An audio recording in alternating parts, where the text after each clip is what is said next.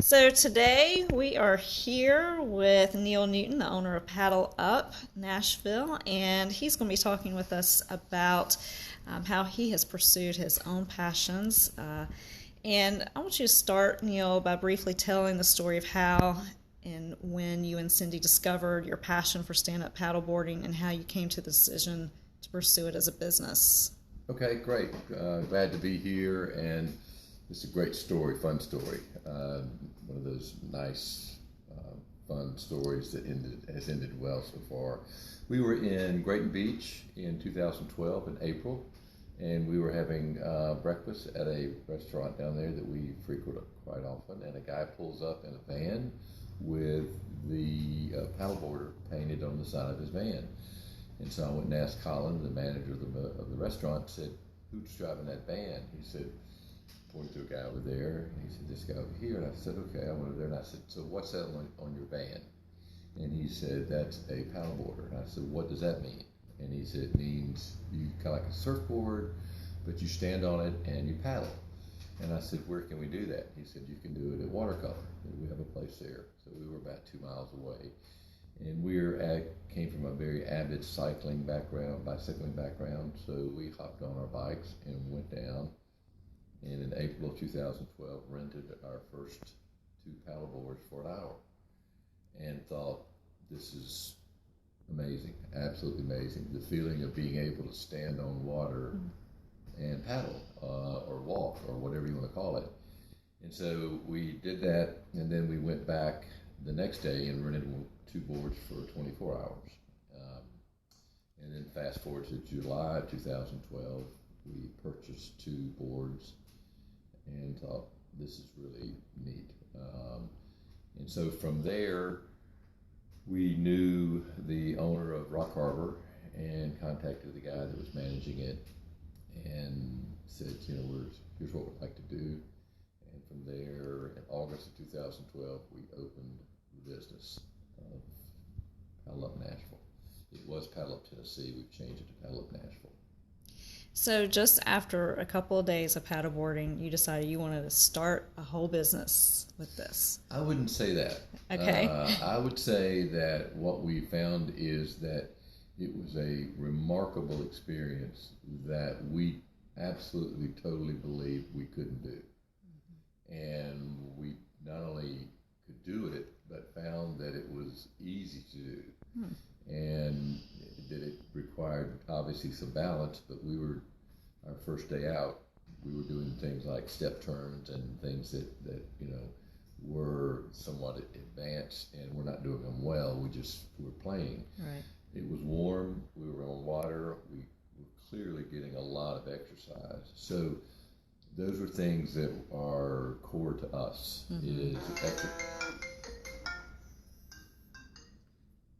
Is exercise and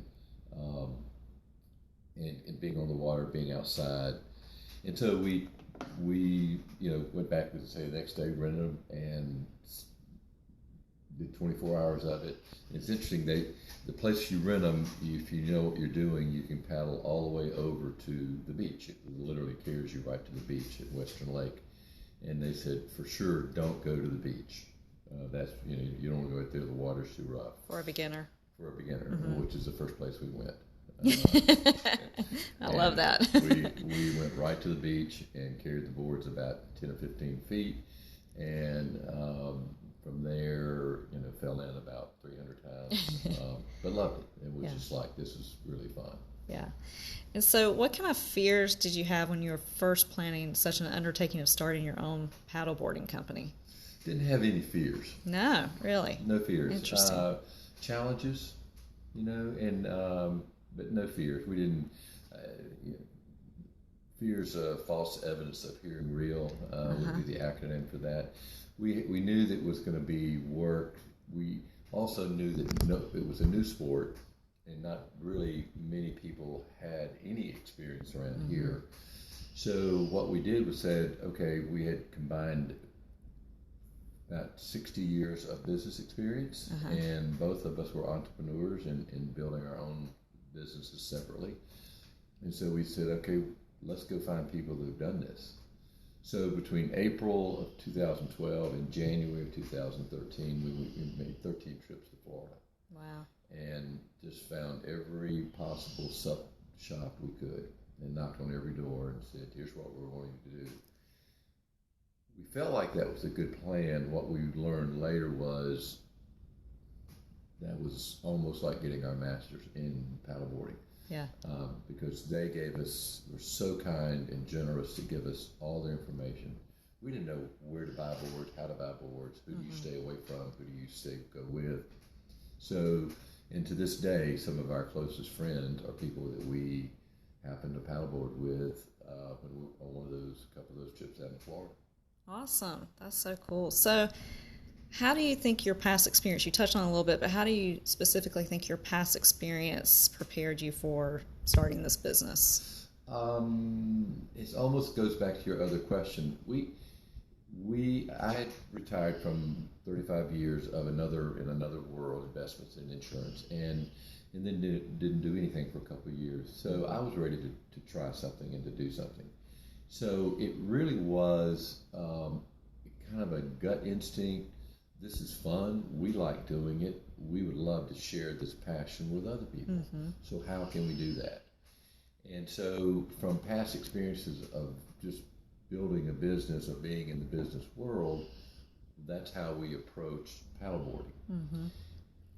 Paddleboarding, in large, if you looked at enough shops, were surf shops that end up carrying paddleboards. Right. So you had a different philosophy. It was sort of a much more casual approach to the business side. Uh-huh. But we just said, okay, let's get a business plan. Let's look at some numbers. Let's look at what it costs to start. Where can we go get a place? Right. And as I said, we've had challenges along the way. But anyway, I think being in the business and then going into this, we decided that either go big or go home. Mm-hmm. And that was either going to work or not work. And I'd had enough, when you sell for a living, you have enough failures to go, okay, that didn't work, I'll go do something else. Yeah, that's good. And you mentioned how you had such a passion for paddleboarding. You wanted to share that with other people. And I get that because I've fallen in love with it and I want to share it with other people too. How do you think your work with this endeavor has helped other people? Still to this day, the greatest joy, and this may sound whatever, but it's the truth. Cindy and I's best and most enjoyable part of paddleboarding is watch people who didn't think they could do it and go through those glass ceilings of not only paddling, but paddling well and just the enjoyment we get from that is our number one factor.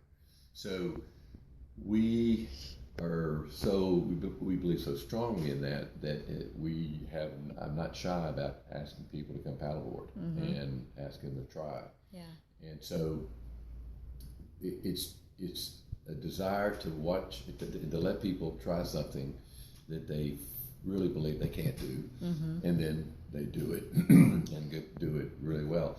In fact, when we give lessons, I will tell people generally on the front end, now in about 25 minutes, I'm going to ask you, when's the last time you thought about falling in? And almost 100% of the answers are, I hadn't thought about falling in the last 10 or 15 minutes. Yeah. So it's, and you watched him go through that, God, this is really cool. This is really fun. Yeah. What are your thoughts on continuing to pursue passions later in life? Because you said, between the two of you, you've got 60 years of experience and you're ready for a change. A lot of people, I think, at that point would say, well, it's too late in life to start this. Right. What do you have to say to that? I have never allowed age to be a factor. And I still don't. I still don't go, I'm too whatever, young, old. We've had an 84-year-old to come out and paddle successfully. And we don't think that way. We really don't. if somebody's up for doing something that sounds like fun to us, then we go do it, and we give it. We try it. So I would say to you, I have more passion about this than I had in my other world in business. I mean, this is so much more fun, and it's so much more enjoyable. We are making a little money, if you will. I mean, it's successful in that sense. Right. But I would clearly encourage people to don't let age. We see a lot of people that are our age that have already begun backing off or winding down, and I don't quite understand that, frankly. Yeah. So you mentioned earlier another passion that you had. You said that you're avid cyclists. What are some additional passions, or you want to talk about that one, and how do you pursue those other passions outside of what you're doing now?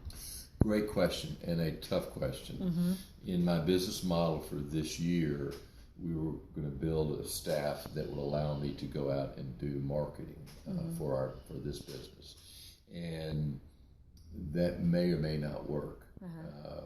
And the reason I say that is because being on the front line every day, people just naturally will ask for me because that's who they see. Right. And so I had one of my goals for 2016, which I haven't lost yet, is to go out and go to the corporate world, go to the church world with the kids, youth groups, and so forth, and build a market from that standpoint. I find that any business, and I've talked to several folks who've started businesses, but any business that you are starting, even if you're 40 or 30 or 65, it requires the first 2 or 3 years, if not longer, to be fully submerged into that. With that being said, going back to your question, we love hiking. We love taking time off, which a lot of people do. You go, duh, that's a good statement. But we spend a fair amount of time in southern Florida during the winter months and just get our batteries recharged. But our other passions have been really set aside for a bit. We see that changing this year. We have scheduled times off this year during the hot summer months.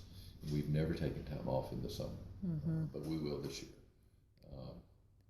And we're going paddleboarding. Yeah.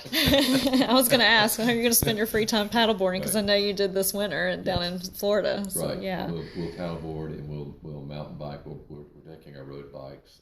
So we still love doing that. Right. We still plan on making that happen more and more. So Good. What advice would you have for someone contemplating a career change or starting their own business related to a lifelong passion that they've got? Boy, figure out what you love doing and then get somebody to pay you to do it, and you're a happy person. And that's, I couldn't tell you that I was sitting back and 10 years ago thinking, I believe I'll be in the paddleboard business.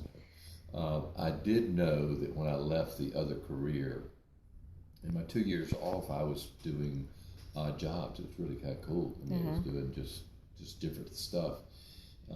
But I knew that whatever the next step was going to be a step that I truly loved doing. And then the second part of that second step was getting someone to pay me to do it. And that's really the secret of fulfillment and happiness in the business world to me, and gives a great deal of satisfaction. It can be building widgets. If you like, that's what you like doing. That's wonderful. Then get the second part of people paying you. And we're not doing what we're doing for money. I can tell you that. We're doing it because it's something that we just love and believe in. We watched people come in our place 2 years ago, and over the last 2 years lost as much as 30 and 40 pounds. Wow. Just from paddleboarding. Wow, that's awesome. Yeah, it is. It's and that's very gratifying and rewarding to see that. And fun. Yeah. It's fun, you know. It's so much fun. And they change their whole, we watch them change their whole lifestyle. Right. Their activity level, their eating habits, their sleeping habits, sometimes their drinking habits. Yeah, except on Thursdays, right? When you Right, have buoys and beers. That's right. So if someone wants to come out and try stand-up paddleboarding for the first time, what's one thing you would want to tell them about it, in addition to what you've already said? That you can do it. Really is that you can do it. We have a plus 90% success ratio. Success ratio definition is when you leave our docks dry, you come back dry. Yeah. And if you take a private lesson from us, many of the one-on-one classes, which are more in a group setting, but it can be done. You can do this, and they are unsteady at first, but they do end up doing it. And people can bring their dogs with them too, right? Yes, I had a lady yesterday to come out and purchased a couple of boards, and she had two really large dogs that both wanted to be on the board with her. And it's her first time, the dog's first time to be on boards. So, yeah. That's awesome. So where can people find out more about Paddle Up Nashville? They can go to our Facebook page, which is Paddle Up Nashville, or our webpage, which is www.paddleupnashville.com. They can call. The phone numbers are on both of those locations. We have a meetup group of over 700 members. Wow. And if you, just a quick blurb on meetup, it's people having a desire to do an activity. It's not just necessarily a social thing. It's really people have an interest in an activity. So that's the way that you would do that. Well, I highly recommend it because I love it. I now have two boards of my own and out here all the time. So I really appreciate the time that you took in, helping me learn and helping me determine which board I needed for myself. And that, I think the customer service here goes a really long way. So. Oh, well, thanks. Yeah. I appreciate that because I know you well enough to know that you mean that when you say it, and we really do. And if you come out and see this, I think you'll see this is we put your interest at the top of the list. That's you're being happy, you getting good service is what it's all about. That's the grassroots foundation of building a business. Yeah. Well, thank you so much, Neil. I appreciate it. Thanks, Laura, for all coming right. out.